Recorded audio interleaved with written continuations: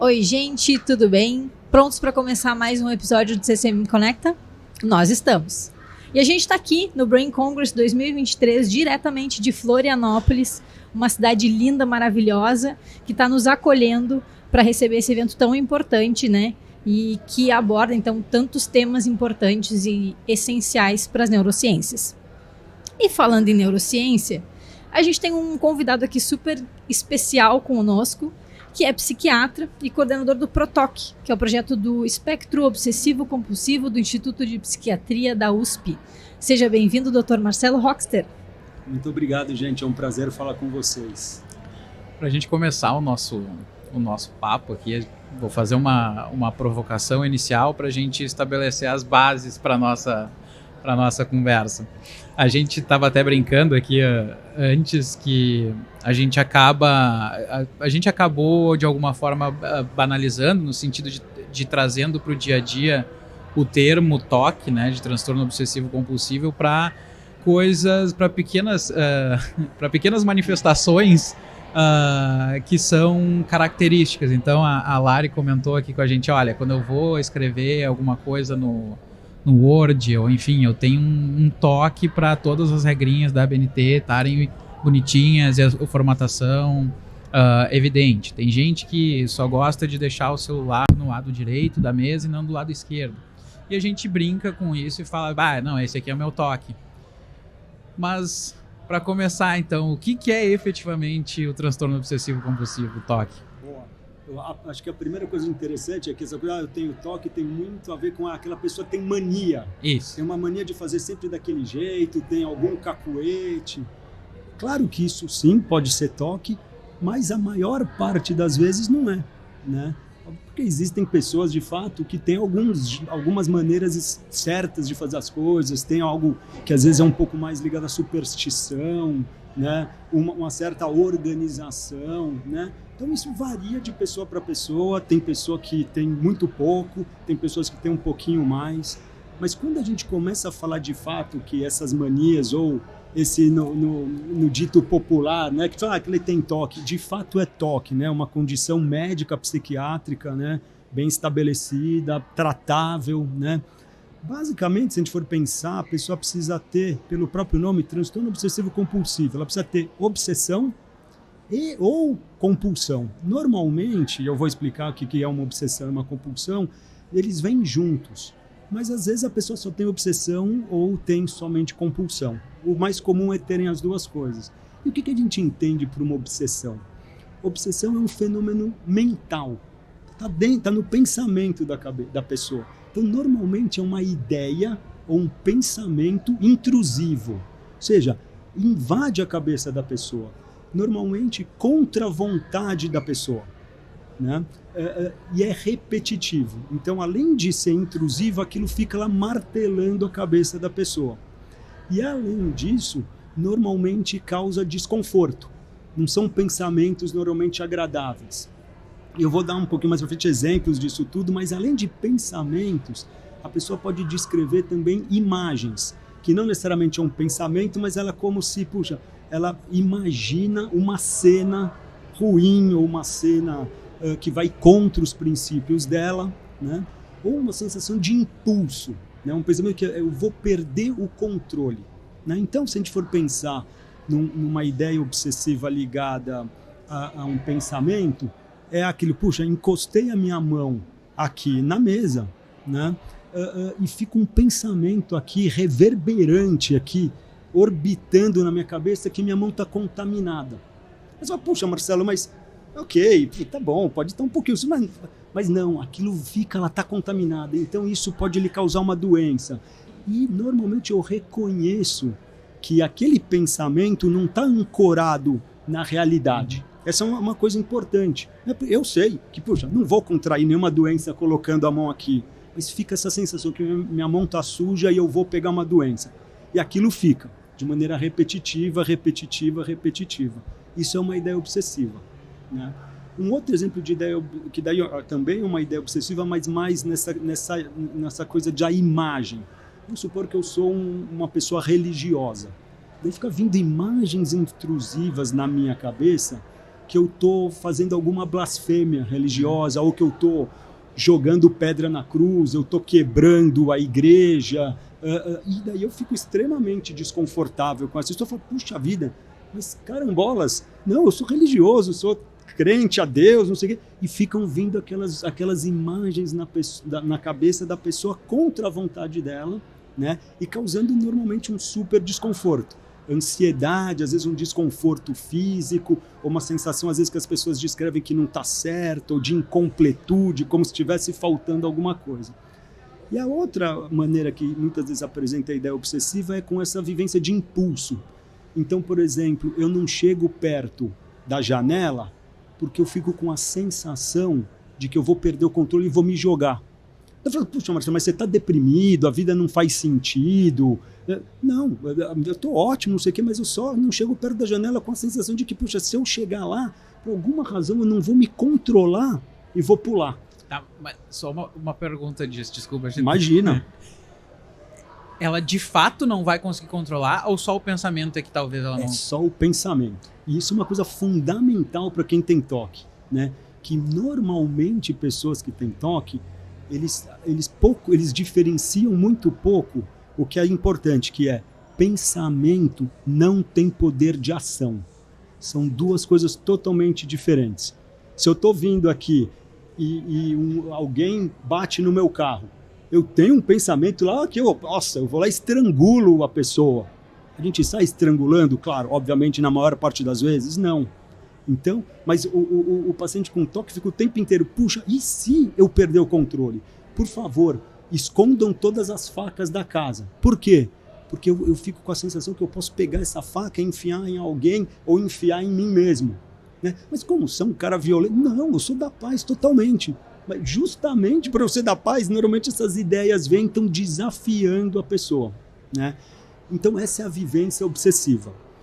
E daí então, intrusiva, você está pensando já em vários exemplos. Estou desesperado. Perfeito. Mas isso é normal. Ou, por exemplo, mães que acabaram de ter filhos, ou pais, é natural, acontece, ficar reticente de pegar o bebê na criança. Aí, caramba, aí, como se eu tivesse uma sensação que eu vou perder o controle e vou jogar a criança. Então, não necessariamente essa apresentação, a gente fecha diagnóstico para toque. Todo mundo tem sintoma obsessivo-compulsivo. Sintoma obsessivo-compulsivo, que inclusive pode ser bom, a gente vai até falar. Pode ser da formatação pode ser, do documento. Exatamente, né? Mas precisa ter isso. Então é intrusivo, é contra a vontade da pessoa. Normalmente a pessoa reconhece que aquilo não está ancorado na realidade. E causa ansiedade ou desconforto, e daí sim que vem a compulsão. Para a pessoa conseguir se acalmar, ou para neutralizar, ou para equilibrar esses pensamentos, ela sim daí realiza uma compulsão. Né? O que é uma compulsão? É um ato, que pode ser um ato mental ou um ato físico. Então, naquela ideia de uma ideia obsessiva que minha mão está suja, né? Fica lá, ai meu Deus, não sei o que. Eu falo, gente, puxa, dá licença, e vou lá para o banheiro. E daí eu tenho que lavar a mão. Só que não é lavar a mão como a maior parte, eu lavei aqui e tal, e a vida segue.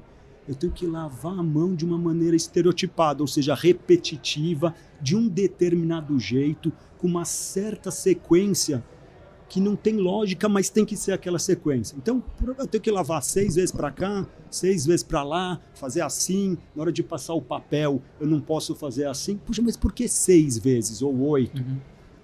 Tem que ser desse jeito. Se não for, aquele pensamento de que minha mão está contaminada não se resolve. Né? Qual outro problema daí, então, dessa coisa que pode ser daí um ritual mental? Quando eu tenho imagens de conteúdos religiosos, que eu estou cometendo algum pecado, estou fazendo alguma... Eu, por alguma razão, daí tenho que rezar 8 Ave Marias, 15 Pai Nossos, fazer 5 vezes o sinal da cruz com a mão direita, depois fazer assim, ajoelhar. Puxa, mas você de fato acha que você... Não, mas se não fizer isso, aquele desconforto vai ficando muito intenso tal, e daí sim vai atrapalhando muito a vida da pessoa. Em relação ao impulso, a pessoa não chega perto da janela, a pessoa não se alimenta mais com as pessoas por medo de pegar a faca e fazer alguma coisa, né? Deixa de segurar o bebê e assim por diante. Então, a gente precisa ter isso. E por quê? E daí quando a pessoa faz isso, esse é um mecanismo importante. Momentaneamente, aquele desconforto ou aquela ideia obsessiva, ela é diminuída, ou ela cessa, ela para. Só que ela para por muito pouco tempo. Daí eu voltei aqui, fiquei 15 minutos lavando minha mão, puxa, minha mão tá aqui limpa. E daí eu tô aqui, não quero encostar em nada, mas daí de repente me distraio, ponho a mão aqui na mesa. De novo eu fico aqui atormentado com essa ideia. Então essa é a definição do que é uma ideia obsessiva, né, do que é a obsessão e a compulsão. Puxa, mas a gente aqui tá, né, todo mundo pensa, todo mundo tem, né? Nas suas próprias manias. Todo mundo tem suas manias.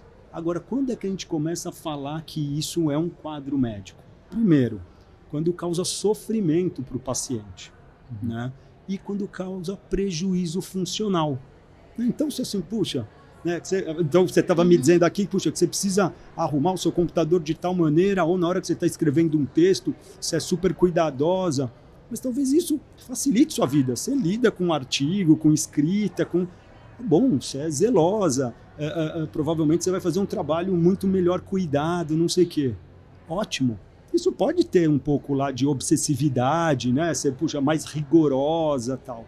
Por outro lado, se você daí para escrever um parágrafo, você vai lá e escreve, puxa, essa frase não ficou legal, ou puxa, não ficou do jeito que eu queria, apaga tudo de novo, e você fica lá gastando tempo com isso, você não está escrevendo seu texto. E daí isso começa a trazer um prejuízo funcional para a pessoa. Ou sofrimento. Carambola, se eu não alinhar desse jeito, eu fico sofrendo aqui, eu não consigo fazer mais nada porque eu não consigo me desvencilhar desse desconforto. E tecnicamente, que é extremamente arbitrário, mas os manuais psiquiátricos determinam que isso tem que durar pelo menos 1 hora por dia, juntando obsessão e compulsão, né? Mas o mais importante é, se a pessoa, por alguma razão, tem pensamentos intrusivos que invadem a cabeça dela, ela reconhece como estranhos, né? Como, às vezes, com conteúdo muito peculiar, né? Ficam reverberando na cabeça dela, ela não consegue de maneira adequada parar de pensar, causa sofrimento, e ela tem algum ritual, que pode ser lavar a mão ou fazer algum ritual. Às vezes tem pessoas que precisam contar números, né? Mas só números primos. Puxa, mas por quê? Não, porque se eu não contar números primos, que é o famoso que a gente chama pensamento mágico, né? Se eu não contar números primos, eu fico com a sensação de que algo ruim vai acontecer. Então, por alguma razão, saí daqui hoje do hotel e deixei a janela aberta. Não é o caso, mas se tivesse chuvoso e tal, eu fico, caramba, será que eu fechei a janela? Será que eu não fechei? Tá bom, puxa, o máximo que pode acontecer é cair um pouquinho de água, passa lá uma toalha, mas aquilo fica, puxa, mas daí aquilo pode então cair água, pode ir para a rede elétrica, e daí eu vou ser responsável por causar uma explosão, um pane elétrico no hotel. Mas isso é muito raro de acontecer, né? Não, mas eu sei mas eu não consigo, né? Então, para eu me livrar desse pensamento, eu tenho que, contar ou alto ou mentalmente 2, 4, 6, 8, só números pares até o número 452. E daí, quando eu chego no 452, que tranquilo, agora passou um pouquinho. Só que daí eu estou no 450 e você me faz uma pergunta, lascou. Porque eu não consegui terminar aquele ritual todo. Então eu tenho que começar de novo do 2, 4, não sei se... Então, o toque é altamente incapacitante na maioria das vezes, né? As pessoas de fato que preenchem critério. E, por a pessoa, muitas vezes, acho que isso é uma coisa importante, as pessoas, então, dessa história que virou uma coisa, todo mundo tem mania e tal... Mas, normalmente, a pessoa reconhece que não faz sentido. Ou, quer dizer, eu tenho que dar 3 pulinhos aqui para impedir que minha mãe morra. Ou impedir que aconteça uma catástrofe. Eu fico incomodado. Então, eu escondo. É uma doença oculta. Aquelas pessoas que, de fato, manifestam, ou é algo que normalmente não atrapalha, ou é algo que já está numa gravidade importante que a pessoa não consegue nem esconder, porque normalmente é um quadro oculto. Justamente por isso, porque eu falo, qual é a relação de eu ter que dar 2 cambalhotas ou contar até não sei quanto para prevenir algo que não tem nada a ver comigo, né? Então, a gente, por exemplo, alguns casos, por exemplo, no Hospital das Clínicas, A paciente foi uma época que o Ayrton Senna, né, o automobilista, sofreu um acidente e morreu, e daí vinham pensamentos na cabeça dela que ela era responsável pela morte do Ayrton Senna. Eu falei, poxa, claro, não tem nenhuma relação, mas ela tinha que rezar para parar aquele pensamento, daí voltava. Então isso é o que a gente chama de toque, né? Mas é importante diferenciar, porque ter sintomas obsessivos, compulsivos, ser um pouco mais perfeccionista, um pouco mais organizado, não necessariamente é toque, né? Pelo contrário, puxa, quanta qualidade isso pode oferecer, né? Só ainda falando dessa questão já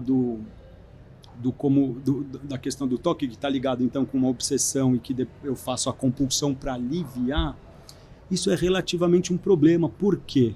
Porque quando eu estou com um desconforto aqui e faço algo que alivia, eu reforço essa cadeia de comportamentos, né? E é o que acaba acontecendo, né? E quanto mais eu faço a compulsão, mais eu alimento o toque. É um ciclo vicioso. É um ciclo vicioso interminável. Então, puxa vida, eu tô aqui, minha mão tá contaminada, eu vou lá, lavo minha mão. Daí eu vou em puxa, então tá bom, fiquei aliviado. Só que de novo eu encosto a mão aqui, a minha mão está contaminada, eu vou lavar. E aquilo então vai se perpetuando, né? Eu vou ficando de fato escravizado por conta desses sintomas. Isso eu acho que traz uma outra implicação, que o paciente, então, ele mesmo vai reforçando essa cadeia de comportamentos, e não é incomum que ele, então, solicite ou que outras pessoas da família, amigos, entrem nos rituais, né? E aí isso é um nome que a gente vai se dando de acomodação familiar, o nome técnico. O que é isso? Então, outras pessoas começarem a fazer parte do ritual. E se a gente for entender, é super compreensível, porque eu estou lá com o meu filho que está com dificuldade de sair do banho. Ah, papai, porque eu não me lavei direito. A gente está lá atrasado. Filho, vem cá, não sei o que eu faço para você. Não sei, daí amanhã, papai, faz por mim esse negócio. Né? Então, a família também, muitas vezes, acaba ficando envolvida nessa história. Então, eu acho que isso é um ponto importante, talvez para as pessoas, né, entenderem que o toque se manifesta das mais diferentes maneiras, né? Ele é um quadro normalmente crônico, contínuo, né? Com períodos de aumento de sintomas e diminuição, né? Então de altos e baixos, né?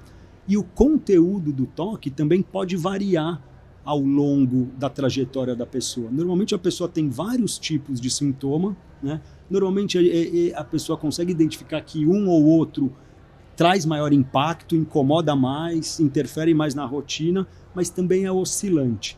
E daí, principais sintomas, né, de toque, né, a manifestação clínica. A gente tem muito pensamentos de contaminação e compulsões de limpeza, né? A gente tem muitas, a gente fala de dúvida patológica, né? Então, puxa, será que eu fechei o gás? Será que eu peguei a chave? Será que eu, de fato, pus a vírgula aqui na história? Será que eu mandei o e-mail e tal? E aquilo daí começa... E daí muitas compulsões de checagem. Eu checo... Mas assim, não é que, puxa, tá bom, eu olhei, verifiquei uma vez se o gás está fechado ou não. Eu verifico várias vezes. 8, 10, 15, 30, daí volto.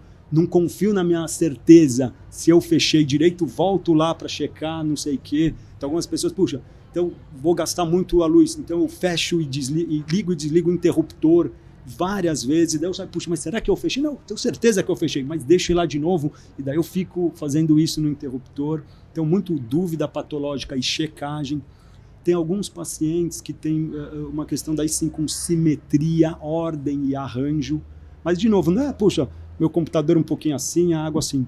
Se não tiver milimetricamente assim, assado, eu não consigo trabalhar. Eu não consigo conversar aqui com vocês, porque vai ficar um desconforto aqui que vai certamente competir com a minha atenção aqui com vocês. Outra coisa que também tem, e daí também ainda mais muito pouco diagnosticado, são pensamentos de cunho sexual e religioso, né? Que é um pouco isso. Poxa, eu sou lá católico ou qualquer outra religião e estou muito à vontade com a minha fé, com a minha crença, e daí obviamente eu estou na missa, e vem pensamentos de eu cuspindo na cruz, de eu dando um empurrão no padre, ou vindo um pensamento que eu sou um pecador, né? E você imagina alguém lá, religioso, tendo esse tipo de... Imagina, ele não fala, imagina que ele vai conversar com o sacerdote, vai falar, olha, vai se confessar. eu vou me... Exatamente, né? Eu vou me confessar, essa coisa toda, né? E outros, então isso fica oculto, né? E o outro de conteúdo sexual. Então, por exemplo, alguém lá com uma orientação sexual, seja hétero, então normalmente às vezes a pessoa é hétero, e tá tudo bem, tá super bem resolvida, e entende que é essa mesma orientação, daí ficam vindo pensamentos que ele tá traído, no caso de um homem que ele olhou para outro homem e falou, ai caramba, será que eu olhei de um jeito diferente? Pô, mas tudo bem, se você não tem problema, não, eu sou heterossexual, mas fica vindo esse pensamento que, puxa, eu me senti atraído por um homem, né? Pode ser vice-versa, pensamentos de que eu vou perder o controle, caramba, eu não vou me aproximar de uma mulher ou de um homem, porque e se eu perder o controle e olhar para os seios da mulher, né? E daí eu fico, puxa, conversando, fico todo travado aqui, tentando me controlar, com medo de eu vou perder o controle e vou ser inadequado, né? Outras coisas também, a pessoa não tem nenhuma questão de ordem sexual, podem vir pensamentos incestuosos, pensamentos de abuso infantil, e isso não tem nada a ver com a constituição da pessoa, é um pensamento intrusivo que não representa a pessoa. Imagina se a pessoa então fala sobre isso, né? Não, ela fica oculta, daí tem essas, então basicamente são esses tipos de sintomas. Por isso que ele é menos diagnosticada, porque tem uma dificuldade muito grande de falar sobre. Muito, exatamente. Então, normalmente a pessoa, por várias razões, né? Se a gente for pensar pelo lado do paciente, uma das razões é que a pessoa muitas vezes não reconhece que isso é um quadro médico, que tem alguma coisa que não está funcionando bem. Imagina a angústia da pessoa, né? Alguém fala, caramba, será que eu sou um pedófilo? Ou será que eu estou então desafiando a minha religião? Não sei o quê. Mas não está, é o toque. Ela vive uma angústia e não fala, né? Ela não abre isso. A outra coisa, então, é isso, né? Com medo da questão desse estigma, né? Então, um pouco do preconceito. A outra questão é de não reconhecer isso como uma condição médica, né? E a outra coisa também que nós, profissionais da saúde, principalmente da saúde mental, perguntamos muito pouco de maneira mais ativa para os nossos pacientes, né? A gente pergunta muitas vezes sobre sintomas depressivos, sobre sintomas de ansiedade geral, se a pessoa está lá alucinando, está com uma distorção da realidade, essa coisa toda, a gente pergunta. Para essas vivências de toque, a maior parte, né, mas a gente acaba não investigando ativamente. Então, os psiquiatras também fazem menos diagnóstico do que deveria fazer, né? Então, tem essa dupla relação. Tu comentou sobre ansiedade e tem vários dos sintomas que aparecem são parecidos com coisas ansiosas, ou o toque é uma doença assim, que vem da ansiedade ou alguma coisa assim? Ótimo. Então, no começo, o toque era descrito entre uns transtorno de ansiedade entre vários outros, como transtorno de ansiedade social, TAG, que é ansiedade generalizada, fobias, transtorno do pânico. Recentemente, já não tão recentemente, com a última edição do manual psiquiátrico, né, o toque saiu do capítulo dos transtornos de ansiedade, porque o toque é muito mais do que transtorno de ansiedade, né, pela manifestação ansiosa. Claro que tem pacientes com toque com muitos sintomas de ansiedade, então taquicardia, sudorese, né, essa dificuldade para respirar, né? Essas manifestações físicas. Físicas. Mas também tem outros desconfortos, né, como uma sensação de incompletude, né, de que não está certo, né, com uma necessidade de simetria, de ordem, que não necessariamente tem uma relação direta com a ansiedade, né? Mas toque, sem dúvida nenhuma, tem manifestação de ansiedade, mas não necessariamente. Alguns sintomas de toque estão mais relacionados com isso ou não. Agora, uma outra coisa importante é que uma das razões também do toque muitas vezes ser subdiagnosticado é que o toque, do ponto de vista psiquiátrico, não vem sozinho. Ele vem normalmente com outras condições psiquiátricas associadas. Então, sintomas depressivos são super comuns, é muito mais a regra do que a exceção. Até um diagnóstico formal de depressão é mais a regra do que exceção. Outros quadros de ansiedade, abuso de substância, seja lícita ou ilícita, então tabaco, álcool, benzodiazepínicos, outras substâncias, né? Mas isso com uma relação estabelecida de causa e efeito ou não? Não, né?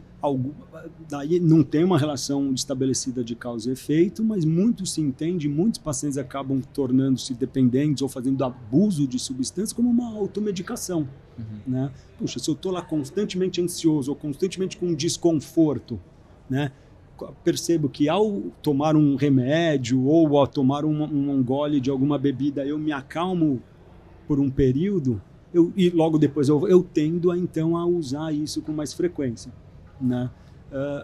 Então não é incomum também a gente ver pacientes com toque com esses outros sintomas ou esses outros quadros. E o toque tem cura ou ele é uma doença crônica? Então, normalmente a gente entende toque como uma doença crônica, né? Algo que, só uma outra coisa que é legal falar, o toque normalmente começa na infância e na adolescência, né? Mas isso é importante. Muita criança tem, aliás, a maioria delas, se não todas, tem sintomas obsessivo-compulsivos. Isso é fisiológico, ou seja, isso é a coisa mais normal do mundo. Que criança que às vezes não vai dormir, que dá uma rezadinha, que vira daqui, vira para lá, dá uma cambalhotinha, às vezes com uma coisa meio supersticiosa. Superstição também não é toque, né?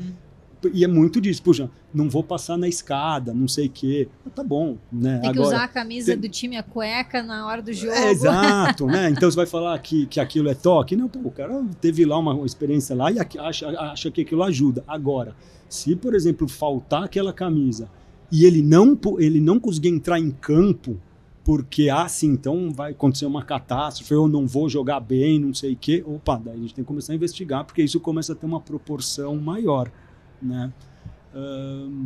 Então, daí eu estava falando um pouquinho dessa questão de quando o toque começa. A primeira coisa é, criança tem sintoma obsessivo compulsivo e isso não é patológico, não é um quadro médico. O que a gente precisa fazer é observar quando isso daí de fato começa a atrapalhar. Puxa, a criança tem cada vez tomado banhos mais demorados. Ou para a criança começar a fazer lição, ela começa a gastar muito tempo e não consegue terminar a lição. Ou a pessoa vai se trocar, não consegue escolher a roupa. Ou coloca uma roupa, essa daqui não tá boa, essa daqui tá não sei o quê. Isso sim pode ser um toque, né? E daí começa mais precocemente, de fases mais iniciais nos meninos, né? Lá no final da infância.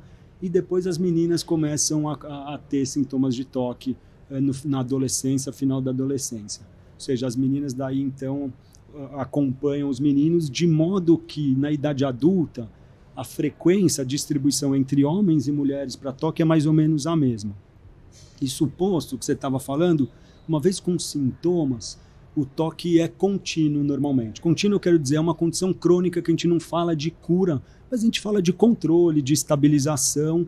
E o curso da doença, ou seja, como a doença vai caminhar nos anos subsequentes ou seguintes, é variável, né? Então tem pessoas que vão ter lá sintomas relativamente contínuos, sem nenhuma grande intensidade e tal. Outras pessoas vão ter momentos de sintomas mais intensos, mais agudos, e daí passam uns períodos um pouco piores, depois melhoram. Outros vão num progredir cada vez pior, né? E uma coisa importante é que os sintomas podem migrar, né? O que mais me aflige hoje é coisas ligadas à contaminação e limpeza. Há 5 anos era relacionado com simetria, ordem, arranjo e coisas assim.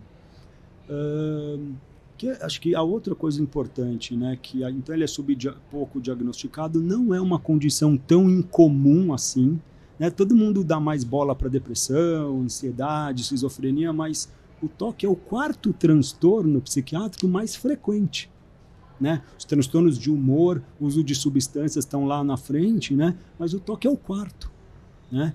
E causa muito impacto para a vida da pessoa, né? Então a gente estima, os estudos, tanto no Brasil quanto no mundo, que a prevalência, ou seja, a frequência de toque na população é de 2 a 3%.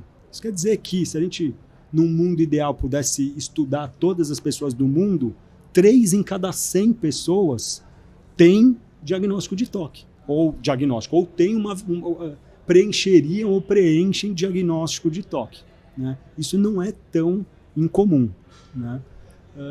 A outra coisa que é importante, né? O toque está associado com um monte de prejuízo na vida da pessoa, né?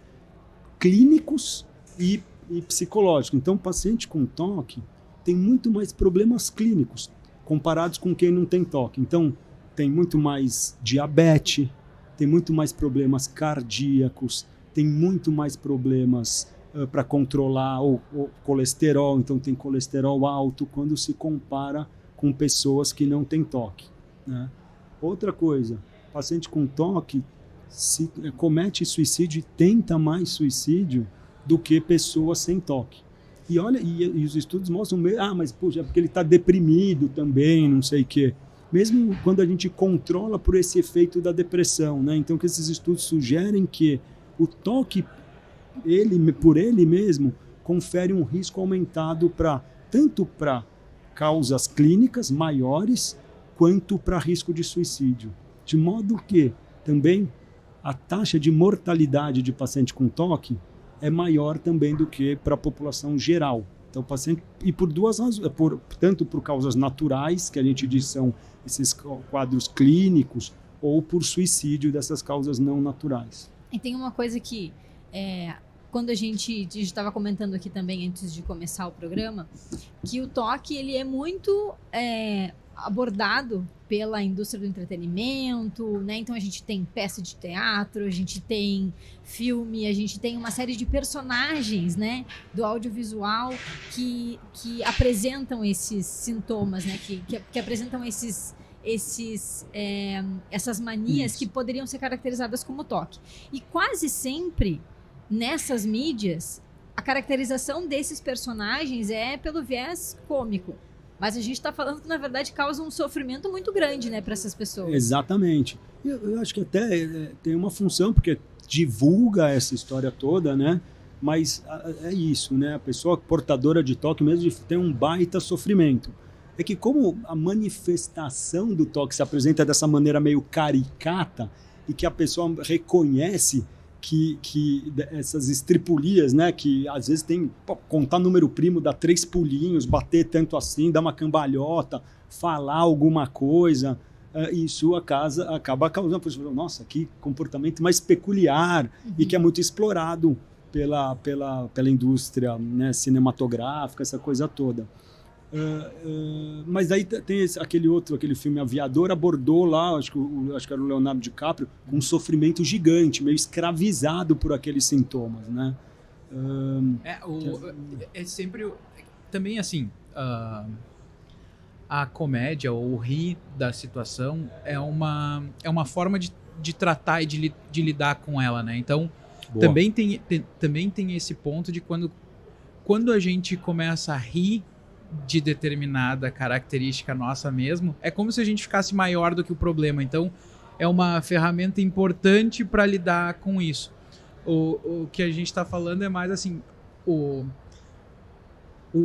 enfoque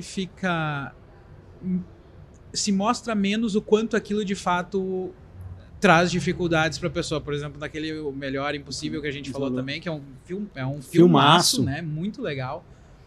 E o cara, né, ele tem, enfim, vários comportamentos. Ele não podia pisar nas linhas, daí é um sacrifício ele andar na rua, de sair do lugar pro outro e tal.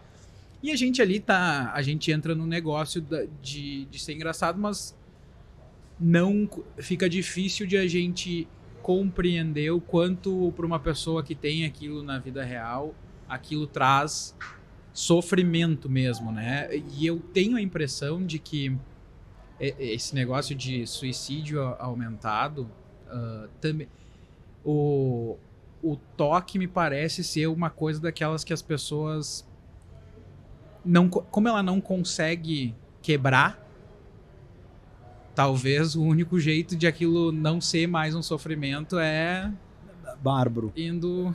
E é super importante, né? Porque se a gente conseguir fazer com que as pessoas que têm um toque consigam levar isso de maneira mais leve, e eu acho que essa coisa, né? E de falar, pô, já é isso, acontece mesmo, é esquisito mesmo, e olha, é esquisito mesmo, né? Você fazer assim, diminui mesmo, porque quanto menos valor eu der, ou quanto mais leve eu pegar para isso, tirar sarro de mim mesmo, no sentido, eu tenho mesmo, né? Olha que interessante, né? Com um professor gago que eu tinha. E gago, claro, quanto mais eu dou bola para aquilo, mais eu vou ficando gago, né? Mais preocupado. E daí ele já chegava, gente, eu sou gago mesmo, às vezes eu dar uma... E daí ele relaxava, né? E todo mundo, daí ele dava uma gaguejada, todo mundo dava não sei, mas ele já estava posto que tá tudo bem, né? De um jeito mais lúdico, de um jeito mais leve, meio cômico, e é isso aí. E daí também, muitas vezes, quando os pacientes com toque se relacionam com outros pacientes com toque, e daí cada um vai vendo as suas peculiaridades, aquilo também ajuda. Fala, não sou só eu, né? Olha esse outro aqui que faz uma coisa mais peculiar que eu, não sei o que, tal. Isso ajuda muito também. Tem um filme que eu acho que é no Netflix, eu não me lembro do título exatamente, não sei se é Toque, Toque, Toque, eu não me lembro como é que é, mas é um grupo de... Eu vou tentar não estragar o filme, mas para quem não viu, né? Mas as pessoas, um monte de paciente de um doutor X, de um psiquiatra, se encontram na sala de espera. E todos eles têm um toque diferente do outro. É isso aí. Então o filme inteiro é o desenrolar e o doutor não aparece. Então eles têm que ficar horas todos na mesma sala e cada um com o seu toque. Daí acontece alguma coisa, eles têm que se decidir quem vai ser primeiro, e naturalmente eles se divertem com os toques um dos outros, né? Porque é uma comunidade, querendo ou não, né? Porque sempre a loucura do outro parece maior, né? Pois é. E é importante mesmo. Exato. E aí, bom, é um bom enredo e o final é bem interessante, assim. E em determinados momentos naquele filme tu vê a questão de como aquilo realmente complica a vida, porque esse negócio de tornar a vida menos funcional, fica difícil de funcionar de uma maneira normal, é porque quando tu, por exemplo, tem que lavar as mãos, por exemplo, o exemplo que tu deu, eu boto a mão na mesa, eu sinto que ela tá suja e que eu vou pegar uma doença e que daí essa doença eu vou morrer com ela, sei lá. Aí o cara tem que sair e lavar. Aí o cara tá voltando no meio do caminho, alguém para, encosta nele, o cara deixa cair um negócio e tu vai ajudar no reflexo, pega, tem que voltar. É isso aí. Aí o tempo que tu não consegue mais funcionar, porque o tempo inteiro é tu remediando aquele pensamento intrusivo. Então, o sofrimento parece ser uma coisa assim, que chega uma hora que tu ocupa o dia inteiro com o negócio, né? É isso. E daí a gente tem casos de pacientes extremamente graves, né? Que tomam banho de 4, 5 horas.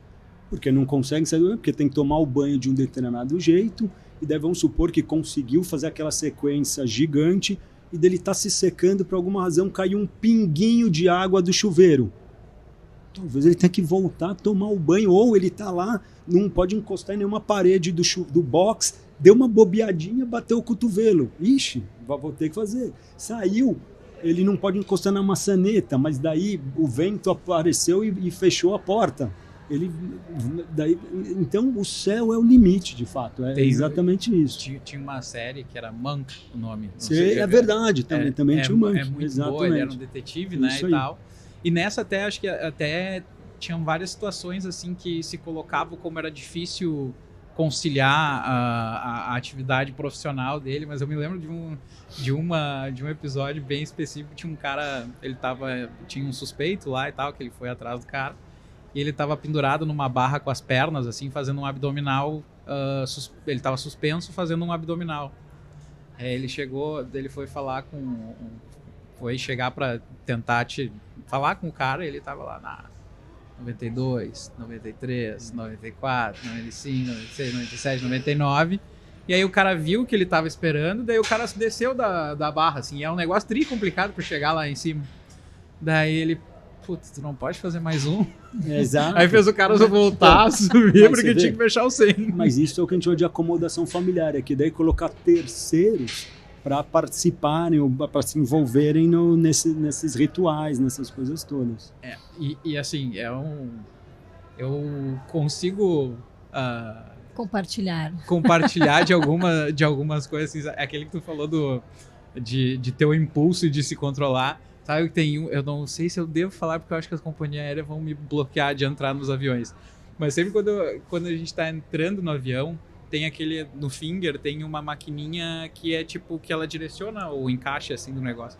Aí eu passo ali, eu sempre tenho vontade de dar um tabefinho assim, só pra ver se não deixa eu ficar sozinho ali no negócio que eu tenho medo de fazer. Mas é um tipo de... a intrusão do pensamento te tira muito da noção de controle de ti mesmo, né? Sim, exato, porque na realidade é a dificuldade de controle. Puxa, eu não consigo, pelo meu controle voluntário, proativo, ativo, parar de pensar nessas coisas, a não ser que eu realize determinado ritual. E assim, pra gente, de repente, ajudar alguém que tá escutando e identifica alguma dessas coisas, assim, ou em si mesmo, ou em alguém na sua volta, assim. Como é que quando tu vai procurar ajuda, ou como que tu deve... Qual o primeiro profissional que tu deve ir, aonde que tu deve ir? Tu vai numa emergência, tu vai numa área com um psiquiatra, um psicólogo? Como que tu faz essa primeira busca de ajuda? Normalmente seria via psiquiatra, psicólogo também, muitos estão preparados para identificar, mas às vezes o paciente não vai chegar para o psiquiatra rapidamente, vai chegar para o clínico geral, que daí é um pouquinho mais difícil, né? Mas, uma vez que o paciente tem alguma identificação com esses sintomas, o ideal, sem dúvida nenhuma, é buscar ajuda psiquiátrica.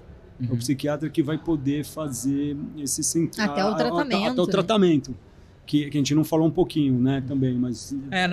A minha próxima pergunta é assim, se o tratamento ele é muito mais farmacológico ou ele tem que ser farmacológico e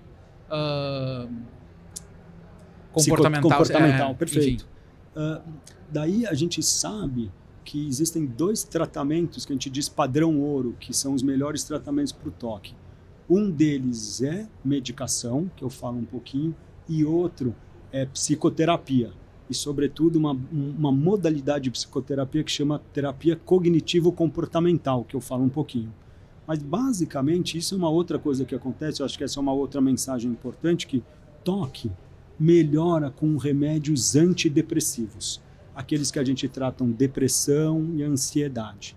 Só que, dentre das modalidades de antidepressivos, tem que ser um remédio que a gente chama de serotoninérgico, que age nessa substância do cérebro chamada serotonina, né? Porque tem outros remédios que agem na noradrenalina, na dopamina. Então, para funcionar para o toque, tem que ter serotoninérgico, tem que ter serotonina na jogada. E às vezes a gente acompanha pacientes com toque tomando remédios que não são tão serotoninérgicos. Esse é o primeiro ponto. Então tem tratamento e é com antidepressivo que age na serotonina. Mas o toque tem uma peculiaridade. Os antidepressivos também são tratamentos para tratar depressão e ansiedade de maneira geral. Só que o toque, para melhorar, normalmente precisa de doses mais altas de remédio e o tempo para a pessoa melhorar demora mais. Então, se, por exemplo, com um comprimido de um determinado remédio, em um mês a pessoa já melhora de sintomas depressivos ou de sintomas de ansiedade, para melhorar do toque, a pessoa às vezes vai precisar de 3, 4 comprimidos e ela vai muitas vezes melhorar depois de 2 ou 3 meses. E isso é uma coisa super importante da prática clínica, que às vezes assim, a gente recebe paciente, eu tenho um toque grave, resistente, muitos têm, mas outros não é que tem um toque grave ou resistente, é porque tomou ou antidepressivo errado, ou tomou com dose baixa, ou por tempo insuficiente. Então, toque se trata com antidepressivo com serotonina, normalmente com doses mais elevadas, e para a pessoa começar a melhorar, demora mais. Então, se um mês ele não melhorou, às vezes o colega fala, não, não melhorou, vou trocar o remédio. Não, às vezes a gente tem que insistir um pouquinho mais e normalmente colocar na dose máxima tolerada para o paciente. E aí, nesse intervalo, até ter o resultado da medicação, a psicoterapia pode ser fundamental. Boa. Então, a gente sabe que daí remédio ajuda muito e ajuda muito também, até melhor, se a gente for pensar em desfechos a longo prazo, é a terapia cognitivo-comportamental. Que é basicamente, daí vai um pouco nessa linha de deixar mais leve o toque, que é ajudar a pessoa a quebrar aquela cadeia comportamental. Então uma terapia de exposição. Assim. Exatamente. Então o nome técnico é terapia de prevenção, de exposição com prevenção de resposta. Então a ideia é, puxa, vamos lá, a gente vai ajudar, você vai pôr a mão aqui e vai aguentar o máximo que você conseguir, mas não lavar a mão. Né? Porque a gente sabe que a ansiedade vai aumentar, obviamente, porque a pessoa não vai lavar a mão, né? Mas em algum momento essa ansiedade vai cair, vai demorar mais para cair, né? Mas ela não é ad infinito. Então a pessoa o mesmo princípio, por exemplo, de andar de elevador. Eu tenho medo de andar de elevador. E daí, puxa, eu subo pelas escadas. Nunca vou perder o meu medo de andar de elevador. Como é que eu vou perder o meu medo de um elevador? Começando devagarzinho. O primeiro dia eu só imagino eu entrando no elevador. Daí vou embora. No segundo dia eu entro no elevador e saio. Eu vou até o primeiro, vou até o segundo, terceiro. E daí vou aguentando, mas eu ando de elevador. A ansiedade no começo vai aumentar, mas à medida que eu fizer isso de maneira repetitiva, esse desconforto vai diminuindo. É como se tu... Não que tu fosse perdendo o medo, mas tu vai ficando... não que tu vá perdendo o medo, mas tu vai ficando mais corajoso para enfrentar o negócio. Você vai ficando mais corajoso e, de fato, a resposta de medo vai diminuindo. Então, aquele desconforto que pega a pessoa, né, vai diminuindo. Só que o problema, e isso não só no Brasil, no mundo, é que a gente não tem tantos profissionais preparados para fazer esse tipo de terapia, né? Então, a maior modalidade de tratamento usado de maneira geral, em termos de saúde pública, é a medicação. Mas terapia cognitivo-comportamental ajuda muito, tanto quanto o remédio, e com efeitos até melhores a médio e longo prazo. A outra coisa que eu acho que é importante, que é, às vezes, uma orientação básica para a família também, para não entrar nos rituais do paciente. Né? Então, lá do caso da série que você falou do Monkey, falou, puxa, Monkey, me desculpa, isso é seu toque, eu não vou fazer isso. Eu já tenho os meus. Exato, eu não quero, não é para te lascar, para te punir, mas eu sei que se eu fizer isso, eu vou te prejudicar. Eu vou causar um alívio inicial para você, mas eu só vou reforçar que, de novo, da próxima vez que você estiver contando, que precise fazer isso, entendeu? E vai ter muita gente agora vigilante em casa, no trabalho, para dizer, olha, eu não vou deixar você fazer isso, porque isso aqui é o seu toque. Exatamente. Existe a terapia sem o remédio, funciona também? Funciona. Então, se a gente for pensar do ponto de vista de como a gente maneja, no mundo ideal, né, se a gente tivesse tanto acesso à terapia e à medicação, coisa fundamental é preferência do paciente. Né?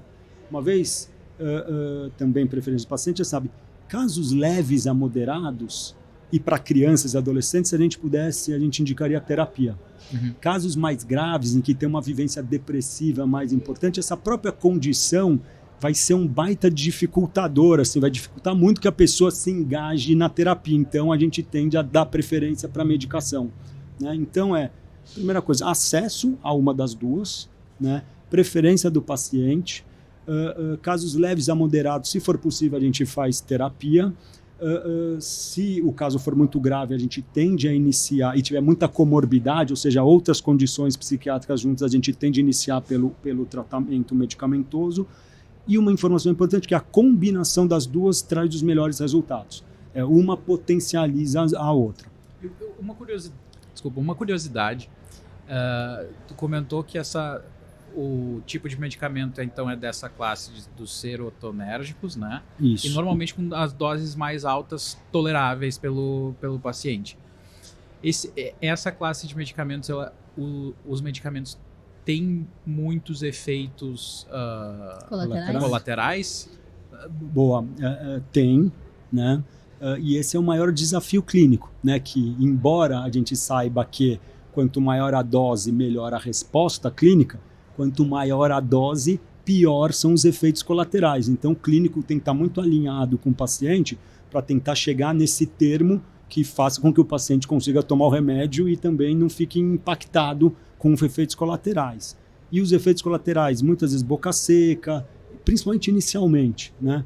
desconforto gastrointestinal, às vezes no início um pouco de aumento de ansiedade, tanto para o homem quanto para a mulher, daí às vezes dificuldades sexuais, de ereção, de libido, de chegar no clímax. Isso atrapalha, então a gente tem que muitas vezes manejar e fazer essa aliança com o paciente, porque certamente tem efeitos colaterais. Eu né? sempre pergunto essa dos efeitos colaterais, porque às vezes realmente te impede de usar determinada medicação, né? Ainda mais quando tem poucas opções, tipo, é uma classe bem específica que funciona, não é qualquer coisa, então tu acaba não podendo trocar. Mas é que tem alguns sintomas, tipo, alguns efeitos adversos que, putz, atrapalham muito a vida, né? Óbvio, claro, tu tirar a libido e deixar o cara ou a mulher sem vontade de transar deve dar um monte de incomodação na vida do cara, né? Mas também tem outras coisas do tipo, assim, sonolência, né? Porque eu tô pensando só porque tu falou que a dose tem que ser alta, né? Então, assim, eu já tomei alguns antidepressivos que não tinha como funcionar durante o dia, porque tu não consegue, simplesmente se eu me encostava de um lado, a Magda brinca comigo, a nossa colega, que uma vez eu fui para a gente foi viajar para uma reunião em Curitiba, a gente é de Porto Alegre, então assim, a gente chegou no aeroporto, eu sentei na cadeira para esperar o voo, dormi, ela teve que me acordar, daí a gente entra no avião, eu entrei no avião, dormi, daí chega lá, sai da fila, a gente foi esperar a mala, eu sentei num canto e dormi, ela tem que me acordar. Daí a gente foi esperar, na época a gente pegava um ônibus ali em Curitiba até mais ou menos o centro, e daí um táxi pro lugar, daí para esperar o ônibus, dormindo. Eu dormia o tempo inteiro, então era um negócio super complicado. Daí eu parei de tomar o remédio quando eu acabei sofrendo um acidente de carro, porque eu não tava dormindo, mas eu tava assim... sonolento. Completamente sonolência, então... E daí, eu acho que isso é super relevante. Então, outros dois efeitos importantes, né? Sonolência e ganho de peso também, né? Ninguém gosta de ganhar peso, né? Agora, boa parte desses sintomas tendem a diminuir ao longo do tempo. Então, de novo, é importante às vezes a gente ter um pouco de paciência e conversar com o paciente para que a gente espere um pouquinho, porque na maior parte das vezes esses sintomas vão melhorar e ficar bem adaptados. Algumas vezes, exatamente, puxa, não dá, não estou funcionando. A outra coisa, às vezes, é isso, a gente aproveitar o efeito colateral a nosso favor. Então, se ele causa sonolência e eu estou com dificuldade para dormir, eu jogo à noite esse remédio. Eu posso aproveitar um efeito colateral, né, para ver se aquilo, e daí durante o dia, puxa, estou legal, e eu uso a sonolência para quando é para eu ter sonolência. Nem sempre acontece esse tipo de coisa. Daí é isso. Tem que rever, mudar o remédio, buscar alternativas diferentes aí para manejar isso tudo. Doutor Marcelo, tivemos uma verdadeira aula nessa tarde, não é mesmo, Fred? E, bom, quero agradecer pela sua participação aqui, por todas essas contribuições. Quem quiser lhe encontrar, você tem perfil na rede social, como que faz para encontrar o Dr. Marcelo? Eu não tenho perfil na rede social, mas quem quiser me encontrar pode procurar o nosso grupo, que é o ProToque do Hospital das Clínicas, do Instituto de Psiquiatria, do Departamento de Psiquiatria lá da USP de São Paulo. Então lá a gente tem ambulatório, tem grupo de pesquisa, então a gente vai poder ajudar. E claro, qualquer um que esteja sentindo isso pode ir na UBS e tentar marcar uma consulta com o psiquiatra e falar que tem sentido isso, e daí o colega vai poder avaliar e fazer um diagnóstico ou não. Dica excelente. Bom, então quero agradecer aqui a participação do meu colega Fred. Que bom que estamos de novo, né, gravando uma nova temporada do CCM Conecta. Estamos muito faceiros aqui no Brain. E agradecer ao Dr. Marcelo Rockster, então, pela sua ilustre participação aqui conosco. Para você que fica aqui, então, não deixe de nos seguir no Instagram, @ccmgroupbr, para ficar sabendo dos episódios que vão ser lançados no podcast. E também siga MyBrain TV, a nossa plataforma de streaming de conteúdos em neurociência, só conteúdo top, aulas do Brain, aulas do Meeting the Experts e muito mais, você encontra lá na Brain TV. E os episódios do CCM Conecta, então você consegue assistir pelo Spotify, pelo Google Podcast, Apple Podcast e no canal da CCM no YouTube. Então eu fico por aqui, até a próxima. Tchau, tchau. Obrigadão, gente.